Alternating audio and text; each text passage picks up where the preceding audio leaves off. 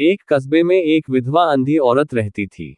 उसका एक बेटा था जिसके पालन पोषण की सारी जिम्मेदारी उसके कंधों पर थी। वह अपने बेटे को पढ़ा लिखा कर एक बहुत बड़ा आदमी बनाना चाहती थी। इसलिए उसने उसका दाखिला कस्बे के सबसे अच्छे स्कूल में किया। वह दिन रात मेहनत करती ताकि बेटे की स्कूल की फीस दे सके। लड़के के स्कूल के बच्चे उसकी माँ के बारे में जानते थे। वे सब उसे अंधी का बेटा कहकर चिढ़ाते थे। लड़का इससे बहुत परेशान था।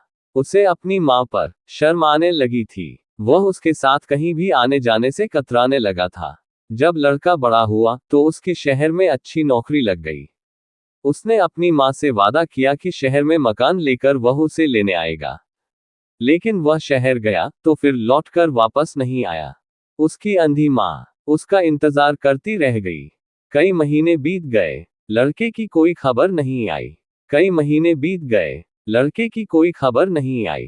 अंधी एक दिन उससे नहीं रहा गया और वह बेटे से मिलने शहर पहुंच गई। पूछते पूछते वह बेटे के ऑफिस पहुंची। वहां सिक्योरिटी गार्ड ने उसे रोक दिया। अंधी औरत ने गार्ड को अपने बेटे का नाम बताया और बोली कि उससे जाकर कह दो कि गांव से कोई मिलने आया है। गार्ड ने जाकर उसके बेटे को बताया। बेटे ने ऑफिस की खिड़की से देखा तो उसे अपनी माँ गेट के बाहर खड़ी नजर आई। वह ऑफिस में सबके सामने अपनी माँ की वजह से शर्मिंदा नहीं होना चाहता था। उसने कहला दिया कि वह ऑफिस में नहीं है। अंधी औरत वहां से चली गई।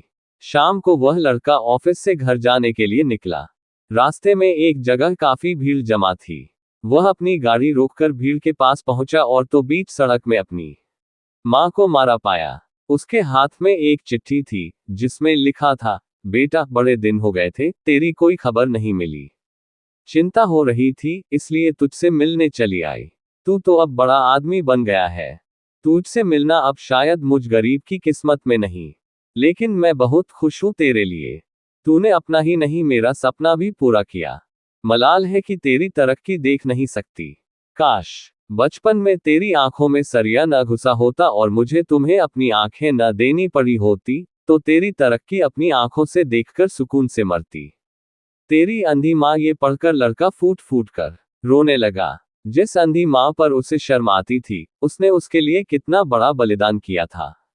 वह आत्मग्लानि से भर उठा और जिंदगी भर खुद को माफ नहीं कर पाया। अगर आपको स्टोरी अच्छी लगी हो तो लाइक, कमेंट और चैनल को सब्सक्राइब जरूर करें। धन्यवाद।